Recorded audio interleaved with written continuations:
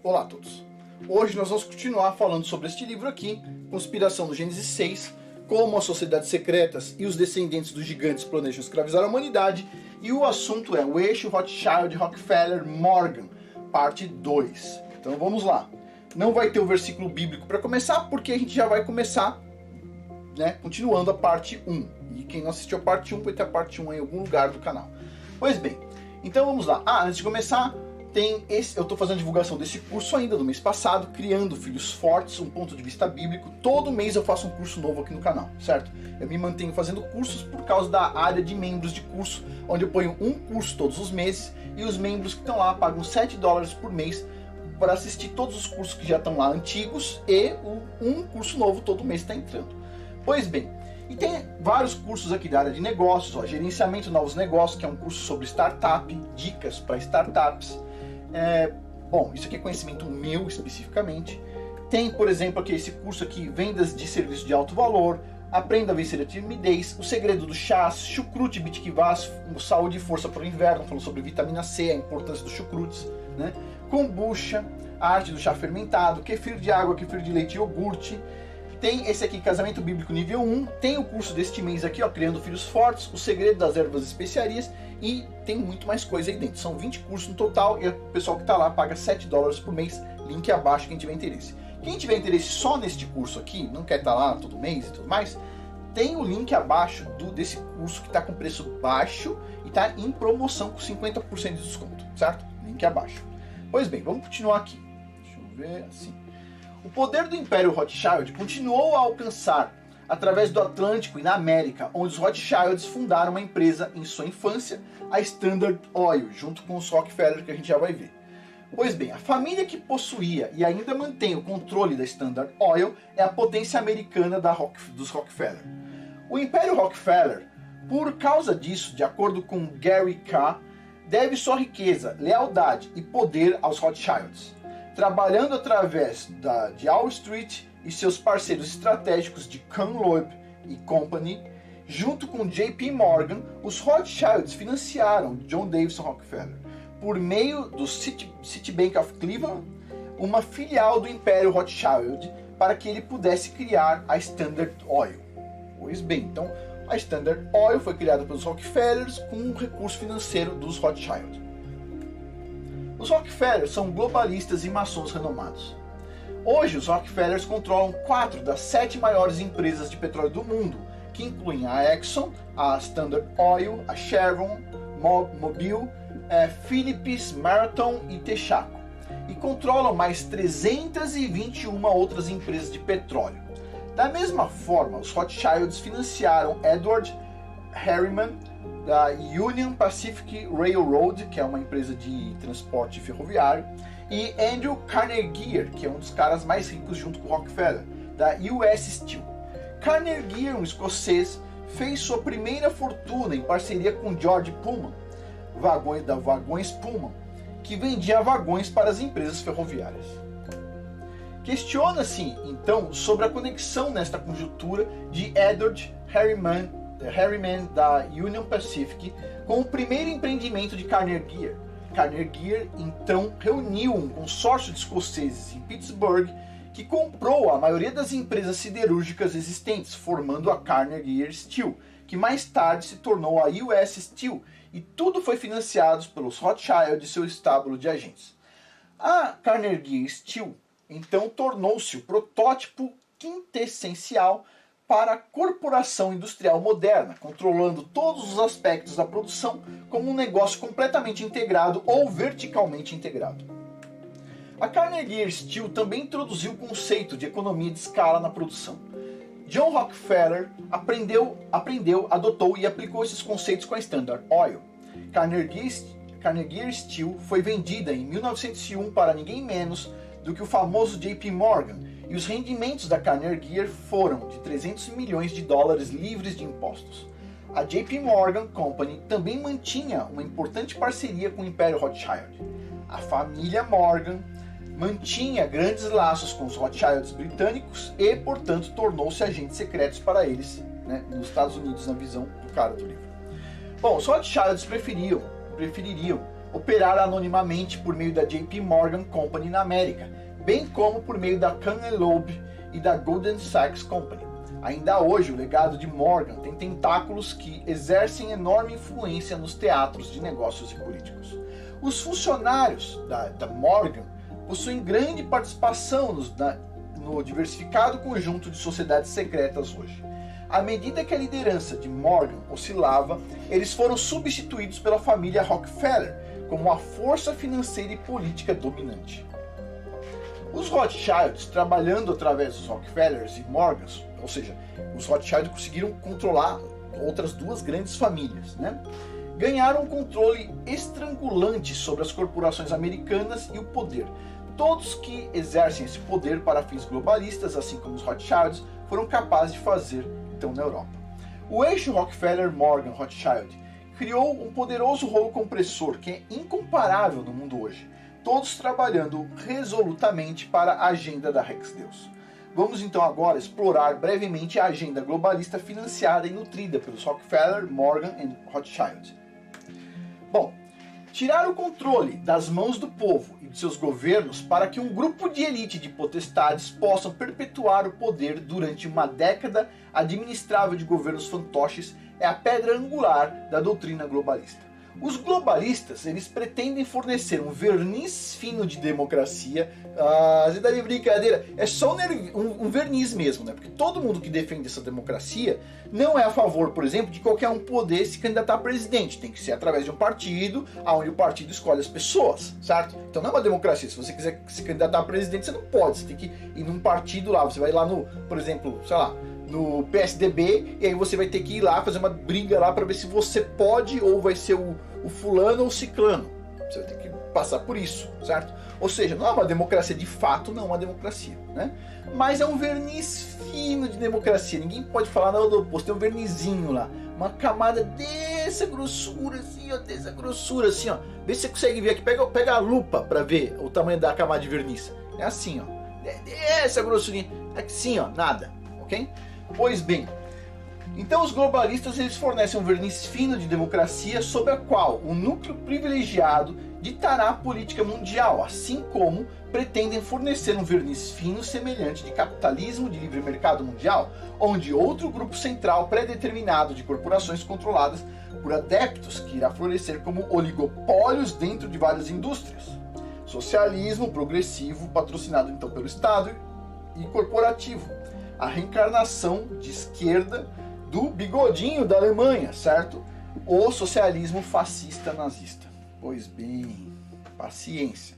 Então vamos lá, esse negócio, pessoal, vamos lá. Vamos tirar a ilusão aqui, vamos parar um pouco, vamos conversar um pouco sobre ilusão. Funciona assim, as pessoas pensam assim, o Bill Gates, ele bateu na porta da Microsoft, da IBM, toc. Vendeu um contrato de $1 bilhão para a Microsoft porque ele é um gênio. Espera um pouquinho. Pode ser isso, ou pode ser porque o vovô dele era dono de um banco, a mamãe dele era amiga pessoal do presidente da IBM. Tem outras coisas que podem também ter influenciado um pouquinho, certo? O pessoal fala assim, não, aquele cara aí cresceu, olha só que sucesso, etc, tal. Ok, fala um pouquinho sobre a família do cara pra mim. Não é melhor não falar nada, né? Sim, tudo foi feito com esforço, garra, etc. Desculpa, pessoal, eu acredito que tem empresários, como eu também sou empresário, que até um determinado nível você consegue chegar com suas próprias pernas, ok? Você sai do zero, você consegue chegar até um determinado nível. Você não vai conseguir chegar na sua vida, certo? Com suas próprias pernas, até um nível absurdo. Outro detalhe, hoje o mundo é feito de tal forma que os filhos eles são jogados no lixo, basicamente. Eles recebem zero de informação dos pais. Então, ao contrário desses caras que conseguem subir até um nível, e depois subir mais um nível, e etc. tal, nós aqui sempre temos que começar do zero de novo. Sempre. A família vai lá, tá tudo bem, etc. tal, aí pega uma doença, tal, gastou dinheiro no hospital, a próxima geração recebe quanto? Zero.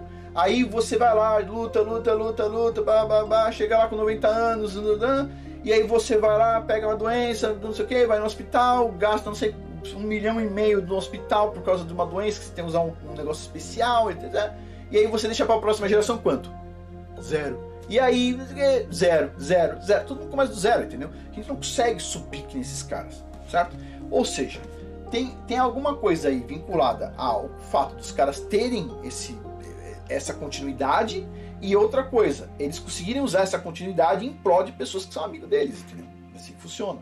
Ou seja, não cria ilusão, o fulano era um gênio, era o cara mais inteligente do mundo, o outro lá era um cara que conseguiu mudar a física copiando um monte de teorias que já existiam.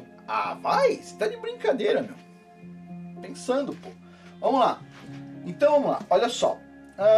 É por isso que vemos democracias defendendo o conservadorismo físico mal aplicado, em parceria com o socialismo público nas questões sociais. A nova Atlântida será um mundo projetado para refletir o modelo organizacional pré-diluviano, por meio do qual as elites ricas e poderosas da sociedade, os adeptos, guardarão e manterão a maior parte da riqueza, poder e conhecimento por meio do controle de oligarquias e governos poderosos para os seus próprios interesses. Esses adeptos gananciosos e famintos por poder escondem sua agenda sob um véu de alegorias religiosas e socialismo econômico que eles distribuem como ópio para as massas mundanas, ignorantes e indignas. Então vamos lá, isso que ele está falando aqui, olha, véu de alegorias religiosas e socialismo, etc. Tal. É véu de alegorias religiosas. Vamos lá, o que isso significa, pessoal? Tem um vídeo, eu vou tentar deixar esse vídeo na área de comunidade, no canal aqui, pessoal. Você vai ver em cima do canal, tem lá assim, vídeos, né? Parte principal, você clica no botãozinho vídeos, e depois tem playlists, e depois tem um negócio chamado comunidades. De vez em quando eu ponho alguma mensagem na parte comunidades. Inclusive tem 2 mensagens lá que quase ninguém leu, certo?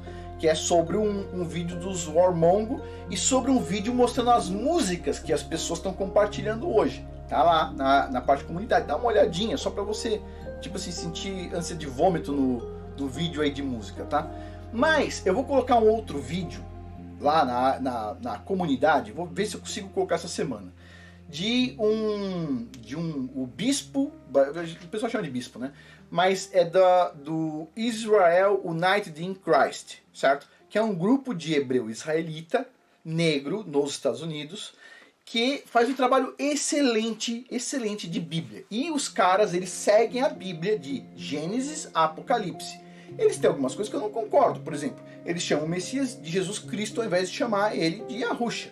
Mas eu entendo exatamente o que eles estão falando. E assim, eu vejo que eles fazem um bom trabalho. Ao invés de chamar o criador de Yahweh, eles chamam de God. Tudo bem, é uma visão deles lá. Mas os estudos bíblicos deles são ótimos, excelentes. É lógico, a gente precisa assim, muitas pessoas podem se sentir um pouco ofendidas com algumas coisas que eles falam, porque basicamente foram pessoas assim que sofreram muito.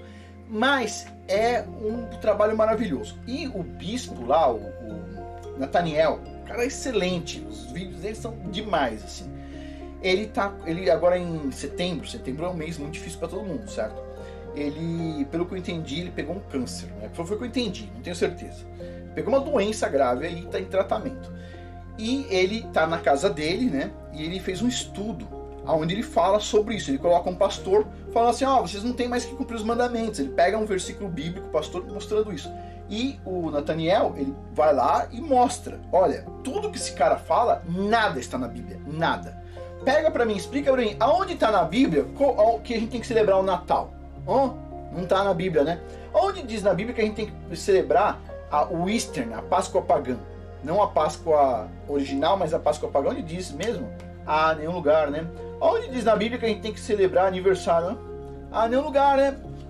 Interessante. E ele vai lá e ele mostra que, basicamente, na visão dele, as igrejas hoje, na visão do bispo Nathaniel, que tipo, é um cara demais, assim, os estudos dele são demais. O cara pega livro atrás de livro lá de 1890, 1910, o cara vai detonando tudo e ele vai mostrando com um monte de livros qual que é a cor dos hebreus, etc, originais. É lógico que depois os hebreus vão se misturar, vão para a Europa, vão para não sei o que, etc, tal, e vai mudando a cor do pessoal. Mas existe uma cor original. Isso é importante para a gente saber, basicamente, qual que é a cor do Messias, né? Ter uma ideia, porque assim, a maior parte das pessoas vai tomar um susto quando vê que o Messias não é alemão, ele é israelita, certo? Então vamos lá, continuando aqui. Então, olha só que interessante. Sim, a questão das igrejas, né? Então eu vou deixar esse vídeo lá na aba comunidade, algum momento dessa semana, e aí vocês assistam. Tá em inglês, mas para quem sabe inglês vale a pena. É um vídeo assim, tá muito legal. Continuando aqui. Então, ó, alegorias religiosas e socialismo econômico que eles distribuem como ópio para as massas mundanas, ignorantes e indignos. Por que são ignorantes? Porque não leem, ignoram o assunto. Vai lá, acreditem nesses caras todos aí, porque eles estão alinhados, eles falam toda a mesma coisa, mas tipo assim, não é exatamente o que está escrito lá na Bíblia. Não tem nenhum lugar da Bíblia que diz pra gente celebrar o domingo, ok? Nenhum lugar da Bíblia, zero, ok? Isso é uma tradição da Igreja Católica que os protestantes protestam. Eles vão lá e pegam eles dizem que não acreditam na Igreja Católica, mas eles pegam uma tradição católica pra eles. Tipo assim, não tá na Bíblia. Tá lá o Shabat, é sábado, ok? Continuando aqui. As forças maçônicas /Rex-Deus não se importam se o governo é democrático ou uma ditadura, pois elas irão controlar ambos mesmo. Geralmente por meio de alavancas de poder econômico, na forma de dinheiro emprestado a governos díspares. A Rex-Deus então impõe sua própria forma única de engenharia social em parceria com o conservadorismo físico, projetada para aprimorar e promover seus objetivos finais de livre comércio e globalismo. Os grupos globalistas díspares operam coletivamente a partir de uma visão pré-determinada, diligentemente ditada por uma assembleia coesa de adeptos, que foi identificada como muitas organizações poderosas, incluindo a Nova Ordem Mundial, o Comitê dos 300, os Illuminati e a Fraternidade Secreta. Alguns acreditam que essa poderosa assembleia ocultista de adeptos é guiada por inteligências não humanas. Eu acredito.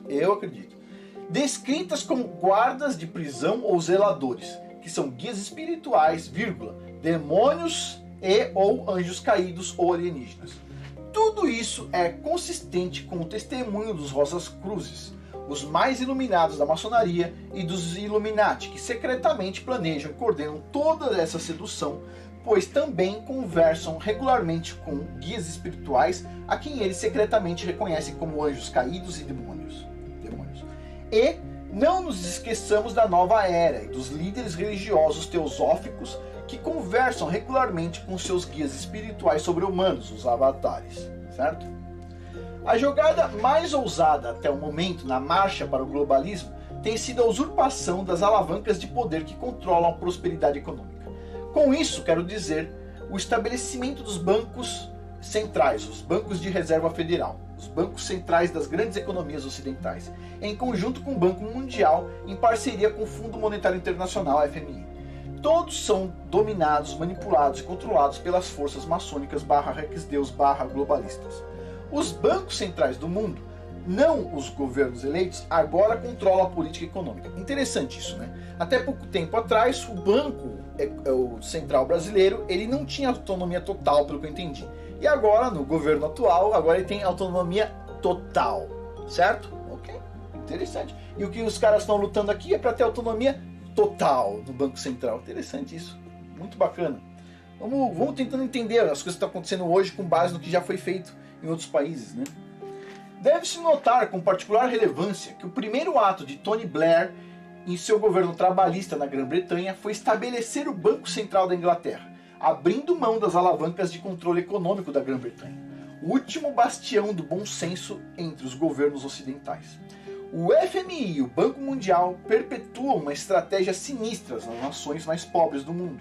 Essas organizações emprestam dinheiro aos países até quase levar os países mais pobres à ruína econômica. Como traficantes e cafetões, primeiro eles viciam irrevogavelmente a vítima com narcótico de crédito, mandando dinheiro. Os governos, como eles não têm, vamos dizer assim, não tem muita massa, né? Ou talvez sejam muito inocentes, né?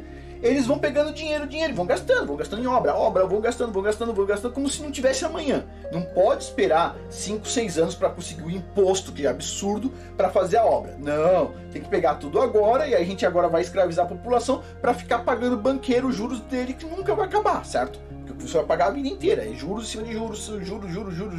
Você paga aqueles juros e o negócio continua ali a dívida, tudo bem.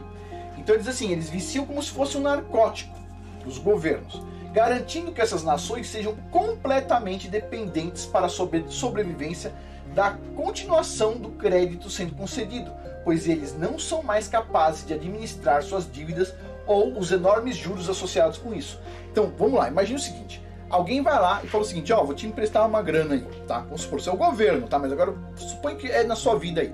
E aí o cara vai lá, te empresta 10 mil, você fica feliz, né? Troca o carro. Aí você não quer mais nada. O cara fala, não, mas eu tô aqui com dinheiro aqui fácil. Você não quer 100 mil? Pô, 100 mil, acho que eu vou até melhorar minha casa, tal. O cara fala, você paga quase uma mixaria. Você paga uma mixaria. Vai pagar, tipo assim, R$2 por mês, entendeu? É uma mixaria, 100 mil. Ah, mas R$2 é bom, acho que dá.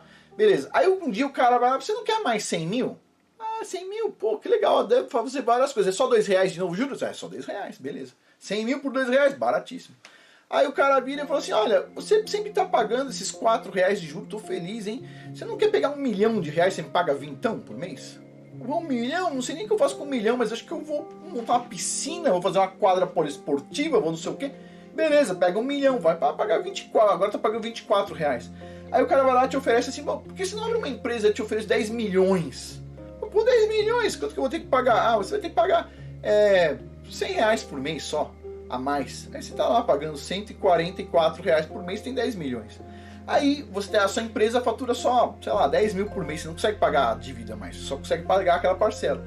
Aí você vira pro cara, pô, você tá indo, o cara vira pra você e fala, você tá indo bem o seu negócio, hein? Que tal ao invés de 100 milhões, eu te empresto 1 bilhão. Você monta uma coisa maior. Ah, tá, quanto que eu tenho que pagar por mês? Ah, você vai ter que pagar 15 mil, mas é 1 bilhão, entendeu? 15 mil não é nada. Aí você vai lá, tudo bem. Aí não dá certo aquele negócio, você fez um negócio ali, foi meio bobo aqui, perdeu dinheiro ali, houve corrupção, etc, tal, o dinheiro não foi bem investido, aconteceu isso e aquilo. Aí beleza, você tem lá mais de 10 bilhões de dívida e você tá lá ganhando, por exemplo, sei lá, 50 mil reais. Aí você vai lá, chega à conclusão que você nunca vai conseguir pagar essa dívida. Você nunca.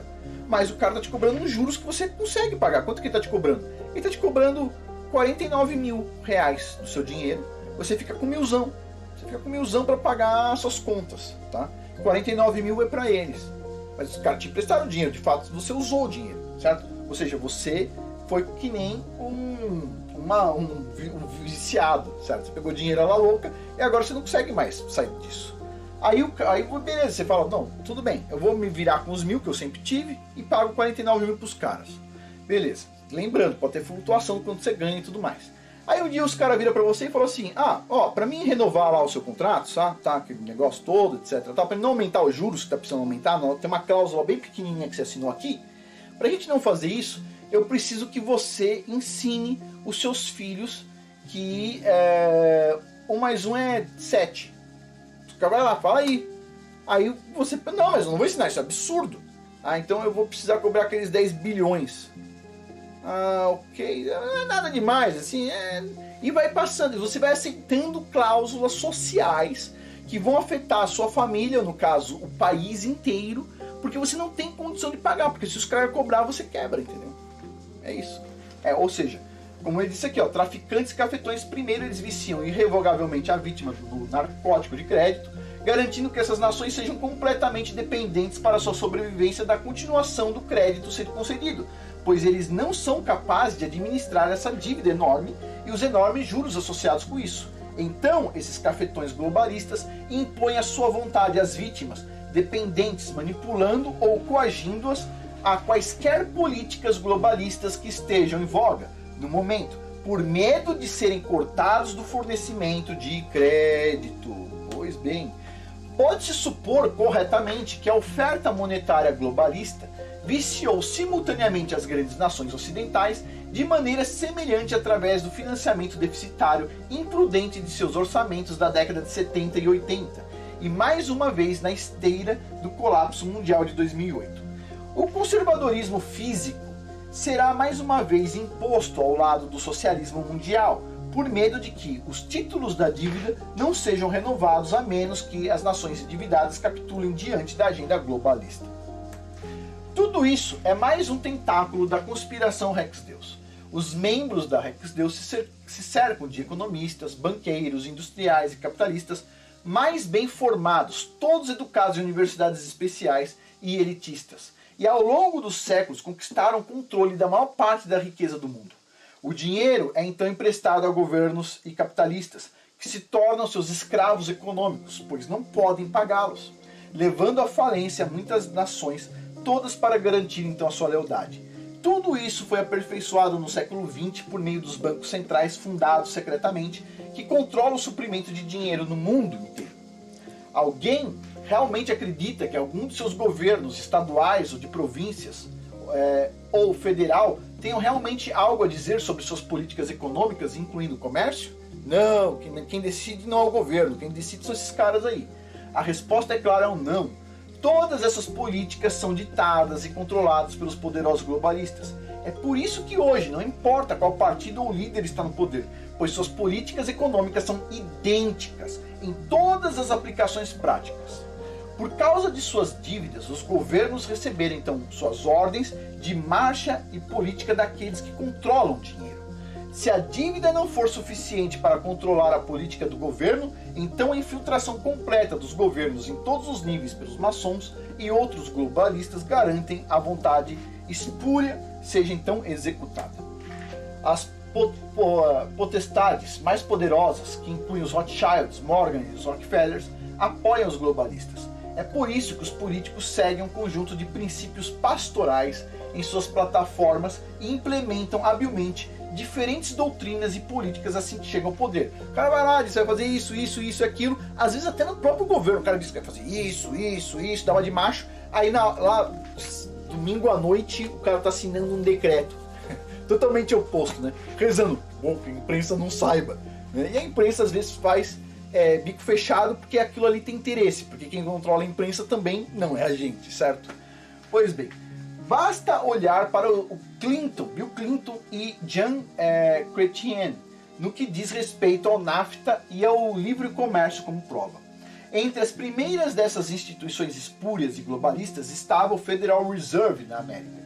Este bastião mais importante da liderança econômica ocidental foi estabelecido por meio de esforços persistentes pela maçonaria iluminada em parceria com os Rothschild, Rockefeller e Morgan.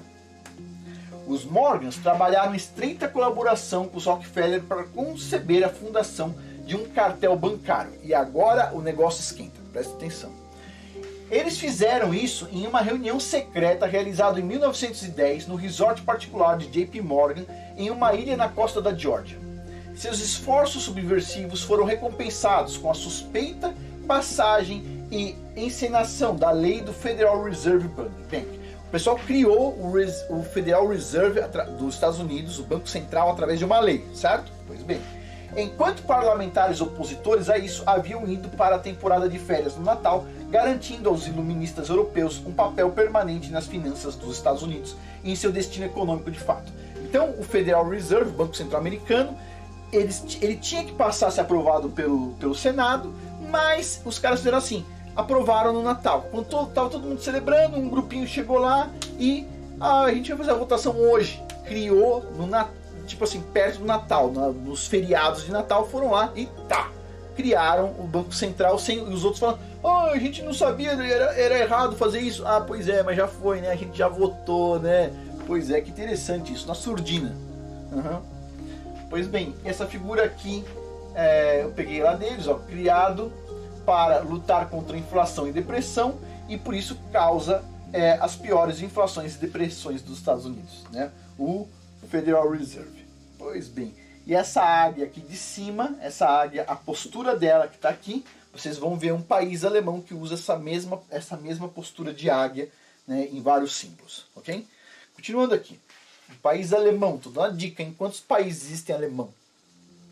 Pois bem, poucos sabem que o Federal Reserve Bank dos Estados Unidos é uma propriedade privada, é uma empresa privada, pois esse fato é mantido em relativo sigilo. E tem mais, embora o pessoal pense que é do governo, ele é uma empresa privada. O Banco Central é uma empresa privada.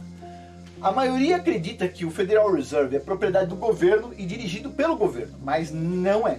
É uma empresa privada mantida por acionistas cujos nomes são mantidos em segredo por meio da lei do Federal Reserve. Os caras, na calada da noite, fizeram uma lei criando uma empresa, permitindo a criação de uma empresa privada que vai controlar diversas coisas dos bancos, certo? Com autorização do governo americano E os acionistas dessa empresa privada, segundo diz a lei, não podem ser anunciados. Ninguém sabe quem são os donos da empresa que controla a economia. Puxa, que lei maravilhosa pro povo. Quem do povo não se sentiria feliz com uma coisa dessa? O governo vai lá e secretamente, basicamente, vota para criar uma empresa privada que não é dele, para controlar coisas dele, do povo, e cujos acionistas não é ele, mas tem acionistas secretos que a gente não sabe quem é. Ah, você tá de brincadeira, coisa maravilhosa. Como o governo é bom, né? Só continuando aqui. Olha só, tudo aqui, esse livro aqui é sensacional, pessoal. É um livro sensacional, fora de série. Mas continuando. No entanto, veio à luz que os Rothschilds e os Rockefellers são alguns dos acionistas mais importantes e influentes do Federal Reserve. É óbvio, né? É óbvio. Os 8 maiores acionistas do Federal Reserve são um grupo intrigante de parceiros estratégicos secretos. Em primeiro lugar, existe o Banco Rothschild de Londres e Berlim. Depois, há os irmãos Lazard, donos do Banco de Paris. Em seguida, temos o Banco Israel Moses Seife, da Itália. Seguido pelo Banco Warburg, de Hamburgo. E Amsterdã também, com quem os Rothschild são parceiros. Temos então o Lehman Brothers. Sabe o banco que quebrou? Olha o que ele vai falar aqui. O Lehman Brothers, que costumava ser o dono do Bank of New York, bem como o Kang Loeb Bank de Nova York, que também tem os Rothschilds como sócio. E é claro, não devemos ignorar o Chase Manhattan Bank de Nova York, que é propriedade dos Rockefeller e se fundiu com o Citibank. Finalmente existe o Goldman Sachs Bank de Nova York. Espere que o Lehman Brothers, que a gente já viu caindo, basicamente, saia reorganizado da falência, em tese faliu, mas saia reorganizado da falência, como uma poderosa empresa fênix, né, que sai das cinzas, ou que eles permaneçam em partes dentro de um desses poderosos bancos. Só se pode interpretar essas instituições pelas lentes de seus poderosos acionistas capitalistas, todos estrategicamente alinhados por centenas de anos como um gigante leviatã globalista, inclinado a políticas globalistas tendenciosas. Os outros bancos centrais do mundo contêm os mesmos tipos de acionistas. Para esse fim globalista, os governos foram coagidos pelo cartel bancário a abrigar uma enorme riqueza criada pelos lucros dos bancos por meio do estabelecimento de fundações sediciosas e isentas de impostos. Os lucros dos bancos globalistas são lavados neles, segundo diz aqui neste livro aqui, certo? Onde são, por sua vez, investidos em outras corporações que influenciarão ainda mais a economia global. Economia mundial, desculpa pessoal, eu sempre troco o global dele, porque o cara acredita no globo, mas ele não estudou o globo, certo? Então eu sempre troco, mas passou um aqui. Por esse esquema diabólico, uma elite de poucas potestades, adeptos capitalistas, influencia e manipula cada vez mais a economia mundial, assim como os chamados think tanks, também criados pelas mesmas forças globalistas, influenciam as opiniões do grande público. As fundações privadas, completas com as leis necessárias, servem como paraísos fiscais para a enorme riqueza do cartel bancário internacional, controlado pela Rex Deus e pela família Rothschild, todos para financiar então o governo mundial. O poder dos Rockefeller, Warburgs, Schiffs e Morgans agora mudou para as suas gigantescas fundações mundiais, né? Então os caras eles estão pegando a riqueza deles e transferindo para a fundação. O Bill Gates, né, trabalhou tanto, tão bom, né? Criou uma fundação, agora ele praticamente não tem muito dinheiro como antes, ele doou tudo para uma fundação beneficente, né? Que ele controla, claro. Tem Fundação Ford, tem Fundação Rockefeller, tem Fundação Carnegie, tem várias fundações tão maravilhosas para esse mundo. Eu não sei como esse mundo existiria, né? Se não fossem essas fundações tão beneficentes. Você está de brincadeira, pô. Continuando aqui. Próximo capítulo. A gente para por aqui, finalizou. E o assunto é Sociedades Secretas e a Nova Era de Atlantis. É o próximo capítulo. E para finalizar, não esquecendo, porque depois vocês estão assistindo o vídeo, vocês esquecem, tá aqui, ó. Lembre-se, link abaixo do curso Criando Filhos Fortes, do ponto de vista bíblico, com 50% de desconto. E quem tiver interesse na área de membros, tem esse monte de cursos aqui, 20 cursos no total, incluindo E, ó, esse aqui, Casamento Bíblico nível 1, é interessante. E o curso do mês também. Então tudo isso aqui, $7 por mês. Você está lá durante o mês. Você pode assistir quantos cursos você quiser. Quer assistir os 20? Pode. Só que você vai precisar de tempo, hein? Vai precisar de tempo e vai ser difícil aprender tudo só assistindo. Você tem que assistir, fazer, assistir, fazer, assistir, fazer. Então vai na manhã. Eu acho que é uma boa você fazer, por exemplo, no início 3, 4 cursos por mês. Mas, assim, 20 pode ser muito pesado. E todo mês tem um curso novo. A ideia é que o pessoal tá lá, né, na área de membros. Isso aqui é um estímulo que eu tenho para estar fazendo o curso do mês. Eu estou me esforçando sempre para estar fazendo um curso legal para vocês, certo? Pois bem, senão eu acabo me acomodando também e acabo não fazendo isso. Então, todo mês tem curso novo, porque o pessoal tá lá na área de membros e o compromisso que o pessoal tem comigo eu também tenho com eles. Então, é uma opção bastante interessante e econômica. Bom, pessoal, por hoje é isso. Muito obrigado a todos aí pela atenção. Até mais.